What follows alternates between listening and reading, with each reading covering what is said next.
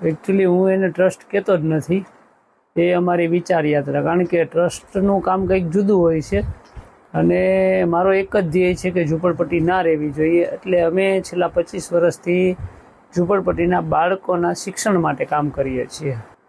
વિશ્વનિડમ ગુરુકુલમ જે ઈશ્વરિયાની વીડીમાં આવેલું છે, ત્યાં અમે ખાલી પ્રાથમિક શિક્ષણ નહીં પણ બાળકને જીવનલક્ષી શિક્ષણ, જેમાં આપણે પહેલાં સમયમાં કહેતા કે ભણ્યા નહીં પણ ગણ્યા ખરા.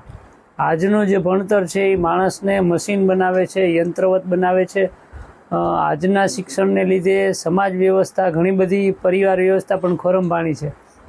પણ અમારો મુખ્ય ઉદ્દેશ એ છે કે અમને પ્રેરણા જેવી રીતના મળી હતી કે એક બાળક ભીખ માંગતો હતો અને ભીખ માંગતો બંધ કરાવો, એના માટે અમે શિક્ષણનું કાર્ય શરૂ કર્યું.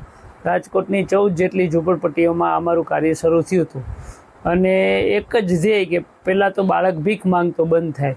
પછી ધીમે ધીમે 2005થી ઘણી બધી રાજકોટની ખાનગી શાળાઓએ અમારા બાળકો માટે દરવાજા ખોલી દીધા અને બાળકો સારી સ્કૂલોમાં ભણતા થયા.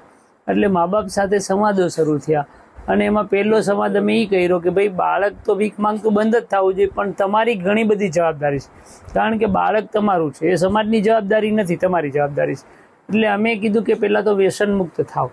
એટલે વાલીઓમાં અમારે અત્યારે 100% વ્યસન મુક્તિ છે. બીજી વાત એ હતી કે કુટુંબ નિયોજન અને અંધવિશ્વાસ, કારણ કે તમને બધાને ખબર હશે, આપણા સમાજને ખબર હશે કે હવે તો હાઈ સોસાયટીમાં પણ અંધવિશ્વાસ ખૂબ છે, એમ ઝૂંપડપટ્ટીમાં અંધવિશ્વાસ ખૂબ. એટલે મેં કીધું કે અંધવિશ્વાસમાંથી બહાર નીકળો તો અમે તમારા બાળકોને સારામાં સારું ભણાવશું.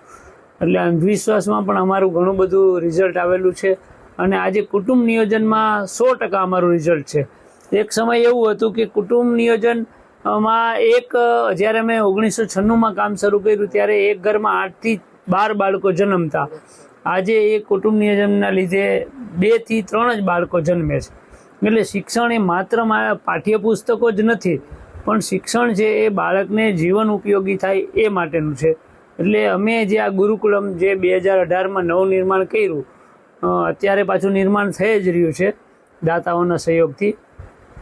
ત્યાં ખાલી પાઠ્યપુસ્તકો નહીં, સરકારના જે 8 વિષય છે એ તો ભણાવીએ છીએ, પણ એની સાથે સાથે અમે ઘોડેસવારી, રાઇફલ શૂટિંગ, ઓર્ગેનિક ફાર્મિંગ, પશુપાલન, કિચન ગાર્ડનિંગ, બ્યુટી પાર્લર, સીવણ ક્લાસ અને રસોઈ પાકશાસ્ત્ર એ કેવી રીતના તૈયાર થવું. એટલે અમે ઈચ્છીએ છીએ કે બાળક અહીંથી જ્યારે ભણીને બહાર નીકળે ત્યારે વેપારી બનીને નીકળે, એવો અમારો ધ્યેય છે, નહીં કે ગુલામ બની. અત્યારે 250થી વધારે બાળકો ભણે છે ને હજી 11મી જૂને અમારું આ બિલ્ડિંગ તમે જોઈ રહ્યા છો કે નવનિર્માણ થઈ રહ્યું છે દાતાઓના સહયોગથી. એમાં અમે એક યોજનાઓ રાખેલી છે કે એક રૂમ જે બનાવી છે એમાં દાતાઓને નામ આપી તો 5,11,000 રૂપિયા છે, મોટો જે હોલ છે એના 11 લાખ રૂપિયા છે અને મુખ્ય દાતાનું નામ 1 કરોડ રૂપિયામાં છે અને દાતાઓનો સહયોગ મળી રહ્યો છે. એમાં 1 થી 10 ધોરણ અમે બાળકોને ભણાવવાના છીએ અને સાથે સાથે સીવણ ક્લાસની બધુંય કરવાના છીએ. દર વર્ષે અમે એ બાળકોને પાછો એક વિષય લઈએ ઉમેરવાના છીએ, જેમાં ઇલેક્ટ્રિક કામ આવે, વેલ્ડિંગ કામ આવે, પ્લમ્બિંગ કામ આવે, સુથારી કામ આવે, એમ વ્યાવસાયિક તાલીમો આપવાના છીએ. સ્ટ્રેન્થ 500 બાળકો સુધીની આ બિલ્ડિંગમાં આવશે.